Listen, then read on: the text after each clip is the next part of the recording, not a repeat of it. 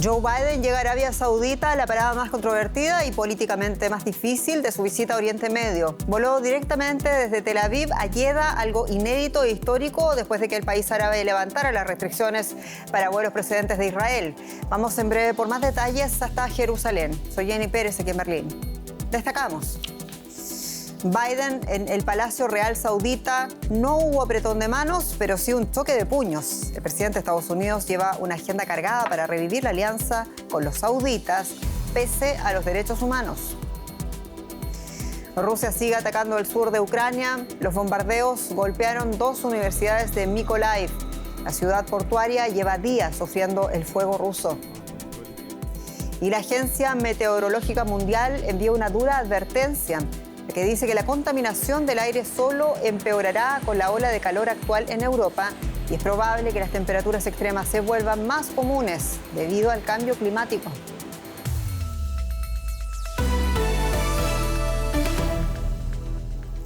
Durante mucho tiempo las relaciones entre Joe Biden y la familia real saudita estaban congeladas. La razón: el periodista crítico de la monarquía del Golfo y reportero del The Washington Post, Jamal Khashoggi, fue asesinado en el consulado saudita en Estambul en el año 2018.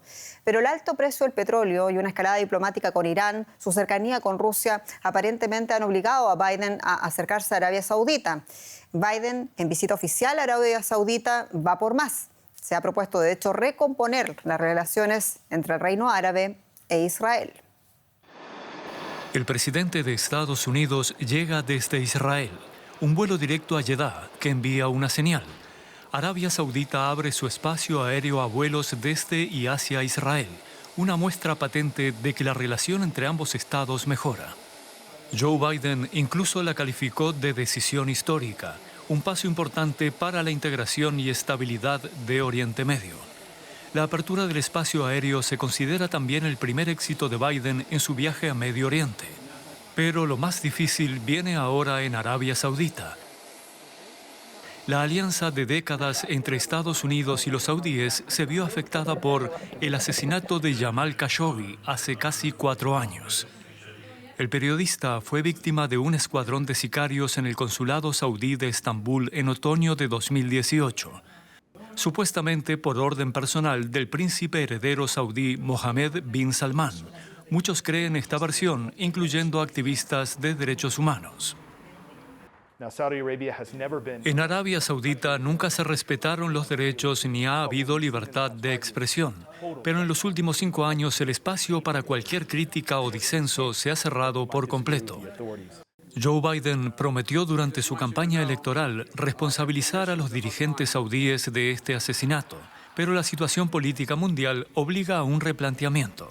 Se necesita a Arabia Saudita como proveedor de petróleo en lugar de Rusia y como aliado contra Irán.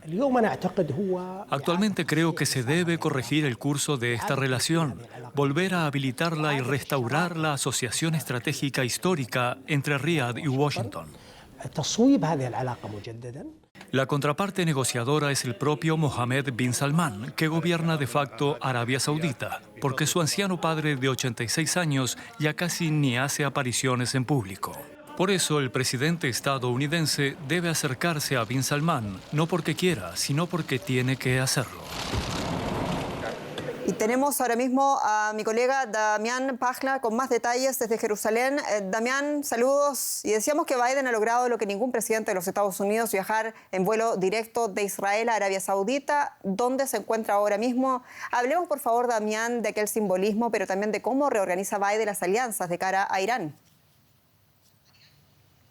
Buenas noches, Jenny. Se trata de un simbolismo, como bien mencionaste, pero que esconde detrás un mensaje en forma de imagen que está destinado a Irán. Es el presidente de Estados Unidos, la mayor potencia del mundo, diciéndole a la República Islámica: miren lo que estoy armando frente a sus ojos. Voy de Tel Aviv a el Golfo, a Arabia Saudita, en un contexto de una alianza mayor entre los países del Golfo y un posible acercamiento entre Arabia Saudita y Israel. Y de hecho se está manifestando un proceso que ha llevado años realizar a pequeños pasos. Hay un acercamiento entre Israel y Arabia Saudita, y todo esto para una alianza mayor contra Irán. Lo importante de todo esto, lo que puede salir de esto, no de una forma inmediata, pero sí en el futuro próximo, tal vez en pocos años,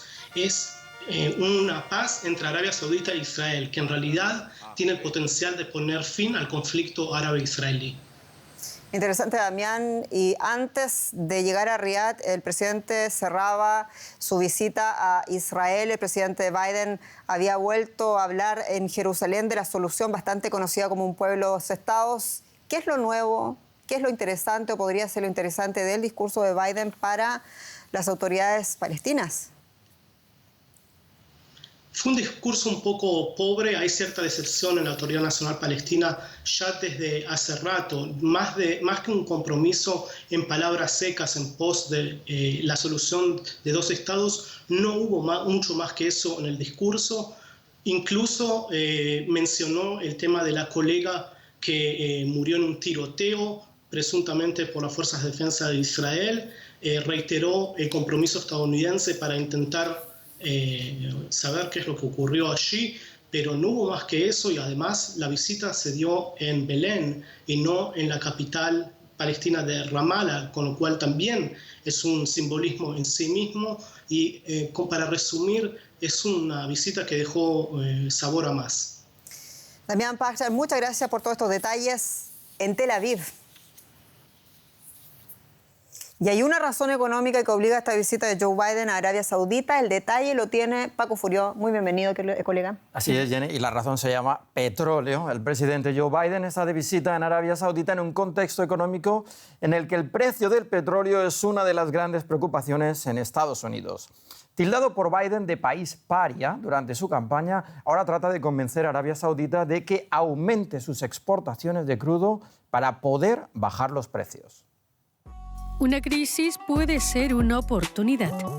Mohammed bin Salman, príncipe heredero de Arabia Saudita, y Mohammed bin Zayed, emir de Abu Dhabi, lo saben todo. De ahí que nos sorprenda su buen humor. La demanda del petróleo está por las nubes. Los precios del crudo han bajado ligeramente después de mantenerse por encima de los $100 desde el inicio de la guerra en Ucrania. Puede que sea la última oportunidad para estos países de sacar provecho económico una vez más y obtener grandes ingresos con la venta de petróleo frente a la tendencia hacia las energías renovables. Últimamente, bin Salman vuelve a ser cortejado por los países occidentales. Hasta hace muy poco era un paria, pues Arabia Saudita lidera la coalición militar en la devastadora guerra del Yemen. A ello se añadió el asesinato del periodista Jamal Khashoggi, en el que al parecer estuvo directamente implicado. Solo Putin tenía entonces buenas palabras para él, una relación que bin Salman no quiere echar a perder. Se trata de un momento de solidaridad entre los dos países. Riad está tratando de sacar ventaja de la situación, enviando el mensaje a los países occidentales de que Arabia Saudita puede ser un país esencial para ellos y de que van a tener que pagar un precio por lo que hicieron y dijeron. La familia real saudita mantenía en general buenas relaciones con Donald Trump. Estados Unidos tradicionalmente ha sido el principal aliado de Riad, pero con Joe Biden las relaciones se han enfriado. ¿Estarán dispuestos Arabia Saudita y Abu Dhabi a elevar la producción para ayudar a Biden? Por ahora, bin Salman ha sabido jugar la carta del crudo, reinstalando a su país en el mercado energético y reasumiendo un papel destacado en el equilibrio geopolítico mundial. Jesús García, en Nueva York, ¿por qué son tan importantes los objetivos comerciales de Biden en Medio Oriente? Cuéntanos. Los objetivos comerciales del presidente Biden en Medio Oriente son súper importantes debido al alza de precios de productos energéticos y el impacto en la inflación histórica del 9.1% en los Estados Unidos. Además de ese acercamiento comercial, ayudaría también a la OTAN, a socios de la OTAN, y según los propios asesores de la Casa Blanca, ayudaría a atajar el avance de China y Rusia en Medio Oriente. El asesor de Seguridad Nacional, Jake Sullivan, y la portavoz de la Casa Blanca, hoy Karine Jean-Pierre, fueron muy enfáticos sobre los acuerdos básicamente comerciales que se buscan en la región. Y me gustaría citar a Sullivan: discutiremos la seguridad energética en esta reunión, tenemos la esperanza de que veremos acciones adicionales por parte de la OPEP más en las próximas semanas.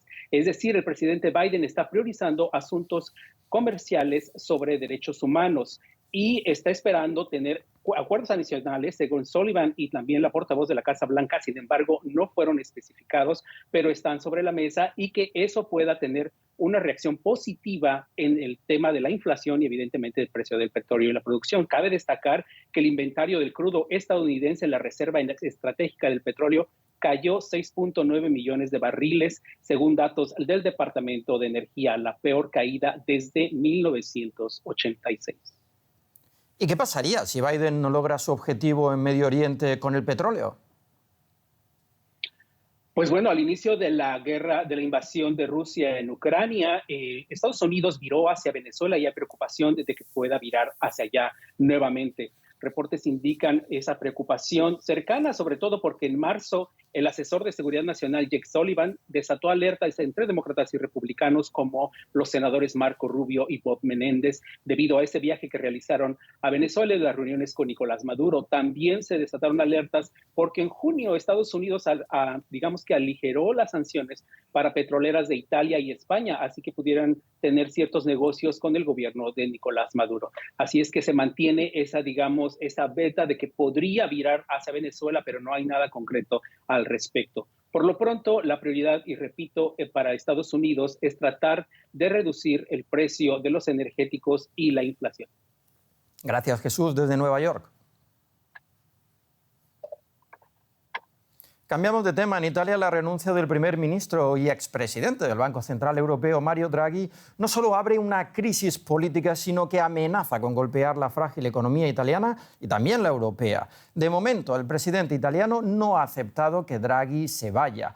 Una caída del gobierno provocaría elecciones anticipadas y complicaría los próximos meses en medio de la escalada de los precios de la energía, una inflación galopante y unas reformas que Italia aún debe ejecutar para el plan de recuperación financiado por la Unión Europea, que otorgó cerca de 200.000 millones de euros. Y comenzó en Bali, Indonesia, la cumbre de 2 días del G20, que este año se ve ensombrecida por el impacto de la invasión rusa de Ucrania. Los ministros de Economía y los jefes de los bancos centrales de las principales economías industrializadas y emergentes debaten la situación económica mundial en un contexto de elevada inflación y una caída del crecimiento. A todo esto, los países occidentales recriminan a Rusia el efecto de la guerra en la seguridad alimentaria global. Los desafíos son inmensos. ¿Cómo terminar con la guerra de Rusia contra Ucrania? ¿Qué hacer con la crisis alimentaria que amenaza a millones de personas? 20 ministros de finanzas buscan encontrar respuestas concretas y demostrar una sólida unión. Pero las expectativas son bajas. El anfitrión de esta cumbre, Indonesia, advirtió sobre las consecuencias de un fracaso.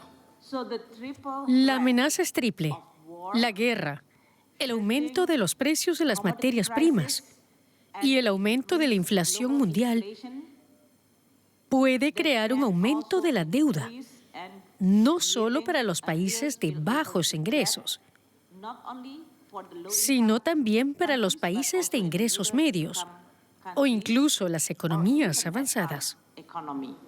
Eso podría conducir a un mayor descontento social y más hambruna. La ministra de Finanzas estadounidense, Janet Yellen, criticó a Rusia como el único responsable de los problemas económicos mundiales. Las acciones de Putin, como la destrucción de instalaciones agrícolas, el robo de grano y equipos agrícolas y el bloqueo de los puertos del Mar Negro, equivalen a utilizar los alimentos como arma de guerra. Los más afectados son los hogares de menos recursos de los países más pobres. Para frenar el alza de los precios de la energía, Yellen exige aplicar un precio límite máximo para el petróleo ruso, algo que restaría ingresos a Putin. En la cumbre de Bali se verá si otros países tan importantes como China e India quieren sumarse a estas medidas. Dejamos ahora la economía, pero seguimos hablando de la guerra en Ucrania. Es así, Paco, lo que ha dicho ahora último Kiev. Las tropas rusas siguen bombardeando objetivos militares en diferentes lugares del país. 2 universidades de la ciudad de Mykolaiv, en el sur de Ucrania, fueron blanco de ataques. Al menos 2 personas murieron. Mientras tanto, lejos de la zona de batalla, en la ciudad de Vinnytsia, los rescatistas continúan en la búsqueda de supervivientes. Hay personas también sin vida tras ese ataque con misiles el día jueves. Allí se cuentan al menos 23 fallecidos, incluidos niños. Columnas de humo cubren el cielo sobre Mykolaiv. La ciudad, ubicada en el sur de Ucrania, ha sido blanco de los misiles rusos en los últimos días. Abajo, coches completamente calcinados y cubiertos de escombros. Los equipos de rescate combaten las llamas y buscan entre los escombros cualquier señal de vida. Esta zona alberga 2 de las mayores universidades de la ciudad. Sus edificios resultaron casi completamente destruidos a causa de un impacto directo de un cohete. En la ciudad de Vinnytsia, en el centro del país y a cientos de kilómetros de la línea del frente, los habitantes siguen consternados tras el ataque ruso del jueves. Decenas de personas murieron. Según las últimas informaciones, fueron 3 los cohetes que impactaron. Los expertos encontraron fragmentos de 3 motores de cohetes. Otros 2 misiles fueron derribados en la región de Vinnytsia por nuestra Fuerza Aérea.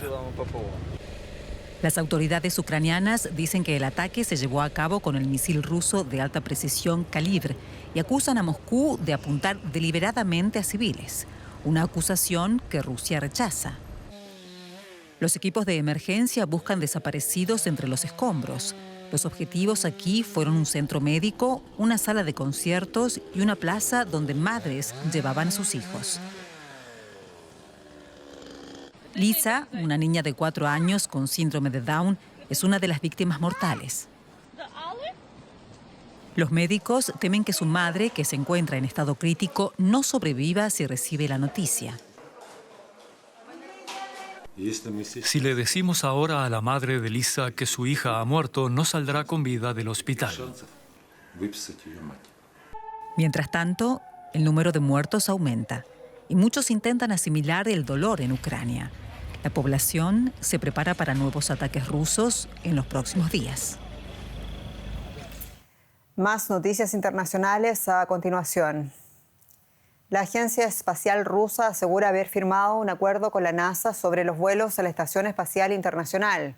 Los cosmonautas rusos podrán usar naves espaciales de fabricación estadounidense, mientras que los astronautas de la NASA podrán volar en los cohetes rusos Soyuz. El acuerdo se produce en un momento en que las relaciones entre Washington y Moscú atraviesan su peor momento en décadas. En Sri Lanka comenzó el proceso para elegir a un nuevo líder. El primer ministro Ranil Wickremesinghe juró como presidente interino en medio de una aguda crisis política y económica, aquella que desencadenó la dimisión de Gotabaya Rajapaksa, huido del país. El Parlamento debe nombrar un nuevo presidente la próxima semana. La Comisión Europea llevará a Hungría a los tribunales por una controvertida ley LGTBQ aprobada el mes pasado y que prohíbe material escolar considerado promotor de la homosexualidad o del cambio de género. El gobierno del primer ministro Viktor Orbán justificó esta medida como una forma de prevenir el abuso infantil. Una ola de calor se cierne sobre los países del sur de Europa, con temperaturas que superan notablemente los 40 grados en numerosas regiones. España es uno de los países más afectados. Debido al cambio climático, se espera que estas temperaturas extremas se vuelvan cada vez más habituales en la península ibérica. Por ello, ciudades como Sevilla han decidido cambiar la manera de categorizar las olas de calor. No es precisamente lo que las personas quieren ver en vacaciones. El humo de los incendios forestales provocados por las altas temperaturas. Pero esa es la realidad en Torremolinos, cerca de Málaga, en el sur de España. Y no es solo ahí.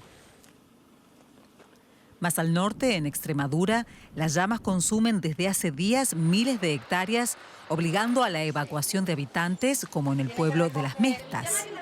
5 minutos arrancar, dejar todo lo que tengamos y... Oh, hombre, encima con 3 niños, ¿a ti qué te parece? 3 nietos. Gran parte de la vecina Portugal también sufre una intensa ola de calor, con temperaturas de 42 grados. También aquí los incendios forestales han destruido grandes extensiones de terreno, afectando a miles de personas.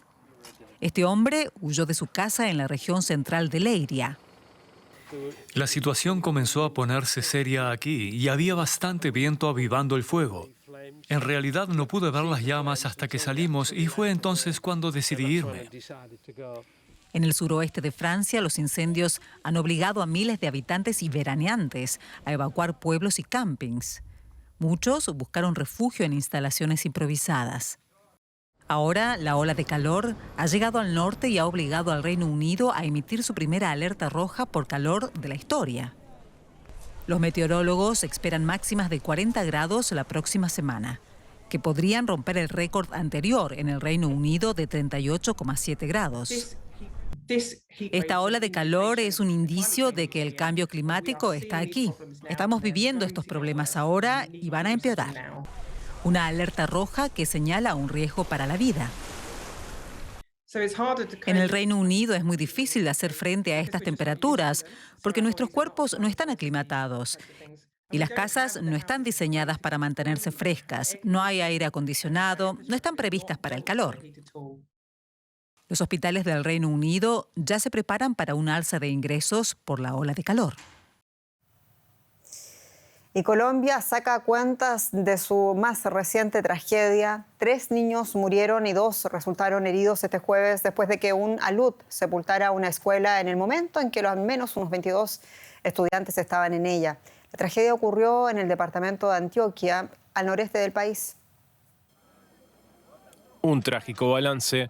3 niños murieron y 2 resultaron heridos este jueves tras el derrumbe del colegio El Porvenir, en el que estaban 22 estudiantes en la zona rural de Andes, en el suroeste de la región colombiana de Antioquia. El alud sepultó al 80% de la escuela. Hubo un represamiento en una parte alta de la institución educativa. Allí los niños escuchan un ruido muy fuerte, la mayoría logran salir de la escuela, donde, reitero, lamentablemente pues tenemos esta tragedia en nuestro municipio. El deslave causado por las fuertes lluvias sorprendió a una veintena de niños de preescolar y primer grado que tomaban un receso junto a una profesora y la madre de uno de los menores. Los rescatistas vivieron momentos dramáticos en la zona del siniestro. Tuve la oportunidad de escucharlo y me da tristeza porque estuve ahí en el momento y logré escuchar al niño. En realidad logré escuchar al niño, alcanzamos a escuchar el ayuda, pero por más de que nosotros nos esforzamos, el niño llegó acá al hospital sin signos de vida en realidad. Durante un sobrevuelo de la zona, las autoridades detectaron otros puntos críticos en los cuales podrían producirse deslizamientos de tierra. En otro alud ocurrido también este jueves en Antioquia, fallecieron otras 2 personas. Y siempre en Colombia, Néstor Veras, alias Mordisco, el primer disidente del extinto grupo guerrillero Las FARC, ha muerto en un bombardeo de las fuerzas militares en zona rural del Caquetá, al oriente del país. Así lo anunciaba el ministro de Defensa, Diego Molano, quien señaló que con su muerte se ha evitado la refundación de las FARC. Sin embargo, los recientes golpes a los cabecillas disidentes de las FARC no parecen mejorar la seguridad en esta región del país. Los enfrentamientos entre distintos grupos criminales que se pelean las rutas del tráfico de narcóticos se han recrudecido durante el último año. Y ponga atención a lo siguiente: el requerimiento de instalar un baño unisex o neutro previo a la próxima Asamblea General de la OEA ha desatado toda una controversia en Perú, uno de los Estados miembros de la OEA, a tal punto que el Congreso peruano ha votado en contra de la realización del evento que tendría lugar en Lima en octubre próximo. Con 55 votos en contra, 44 votos a favor y 16 abstenciones, el Parlamento peruano rechazó este jueves un posible acuerdo entre el Ejecutivo y la OEA. El lema del evento es Juntos contra la desigualdad y la discriminación, y esta es la noticia. La OEA solicitó un acceso adecuado a las instalaciones sanitarias para todos los participantes de la Asamblea.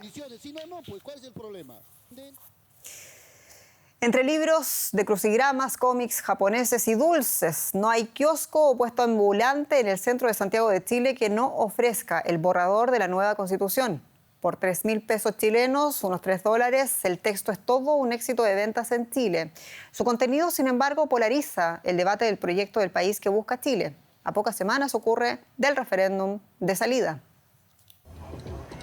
Es el bestseller del invierno austral, la propuesta de la nueva Constitución chilena. Un texto que, previa a su aprobación, divide a los chilenos y caldea los ánimos. Me acaba de preguntar el caballero que votaba, son conversaciones que se dan todos los días. Cualquier persona te va a preguntar si quiere que vaya a votar, qué pensáis, y la conversación se caldea, están los ánimos súper tensos en la población por lo mismo.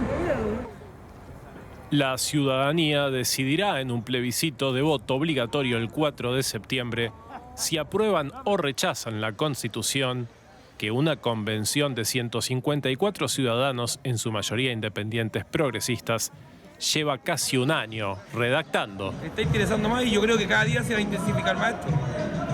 Creo yo. La gente igual esto le preocupa.